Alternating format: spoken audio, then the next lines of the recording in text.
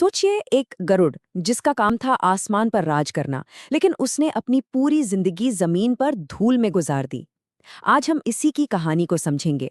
ये एक पुरानी लेकिन बहुत ही गहरी कहानी है जो हमारी पहचान और हमारे माहौल के बारे में बहुत कुछ सिखाती है। तो चलिए इस कहानी के साथ साथ ना इस सवाल पर भी सोचते हैं कि क्या होता है जब किसी की असलियत और उसकी परवरिश के बीच एक बहुत गहरी खाई बन जाती है। असल में यही सवाल इस कहानी के दिल में है। तो कहानी शुरू होती है एक बिल्कुल शांत से गांव में, जहां एक किसान को कुछ ऐसा मिला जो न सिर्फ उसकी बल्कि एक नन्हे से पक्षी की पूरी दुनिया बदलने वाला था। बस जरा सोच कर देखिए, सुबह सुबह की धूप है और एक अजीब सा अंडा चमक रहा है। किसान को लगा भाई ये तो उसकी किसी मुर्गी का ही होगा, और उसने बड़ी सादगी से उसे बाकी अंडों के साथ रख दिया। बस एक छोटा सा फैसला था, लेकिन इसके नतीजे बहुत बड़े होने वाले थे।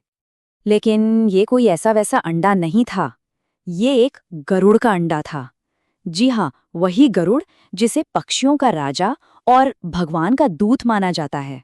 मतलब कहानी के किरदारों को ये पता चले बिना ही उस चूजे की पहचान बहुत बहुत बड़ी थी।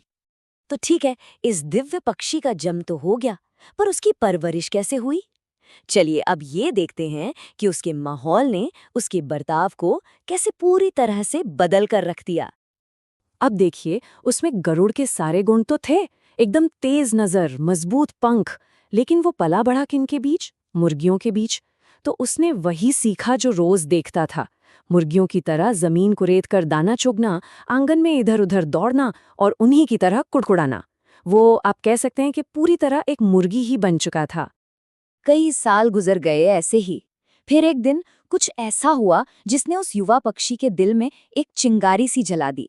एक ऐसा पल जब उसने पहली बार अपनी असली पहचान की एक हल्की सी झलक देखी। सोचिए वो धूल भरा आंगन, और वहां से अचानक उसकी नजर आसमान पर जाती है, और वहां एक विशाल पक्षी बिना किसी मेहनत के आराम से बादलों पर तैर रहा है।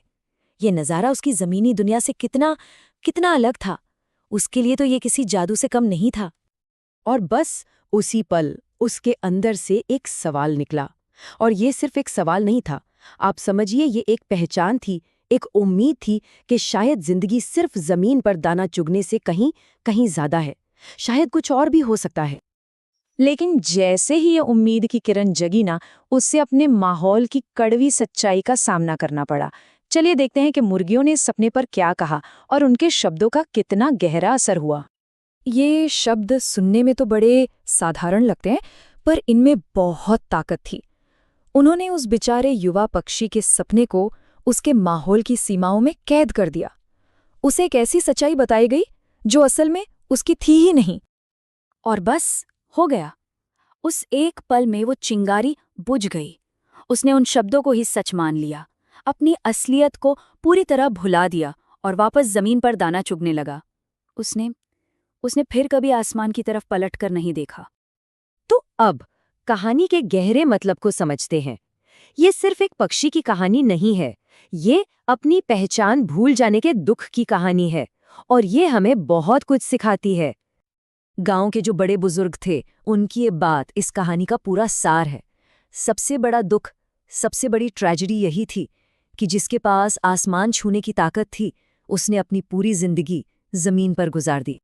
और यहीं पर कहानी का सबसे जरूरी सबक आता है, जो गांव के एक समझदार व्यक्ति ने दिया था।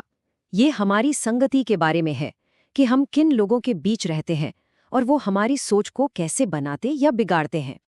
तो देखिए, एक तरफ वो लोग हैं जो सिर्फ सीमाएं देखते हैं, जो जमीन से आगे सोच ही नहीं पाते, और दूसरी तरफ वो हैं जो आपकी क्षमता देखते हैं, जो खुद बादलों के ऊपर उड़ते हैं और हमें भी उड़ने के लिए हिम्मत देते हैं। सबसे जरूरी सवाल तो ये है कि हम चुनते किसे हैं। और ये इस कहानी का सबसे शक्तिशाली संदेश है। देखिए, इससे कोई फर्क नहीं पड़ता कि किसी में कितनी भी काबिलियत क्यों ना हो, अगर माहौल ही आपको सीमित करने वाला हो, तो वो दिव्य पंख भी बेकार हो जाते हैं। जो पंख उड़ने के लिए बने थे, वो बस एक जगह सिमटे रहने से अपनी सारी ताकत खो देते हैं। तो इस कहानी को खत्म करते हुए ये सवाल हम सबके लिए है, हमारे आसपास मुर्गियां कौन हैं और बाज कौन है?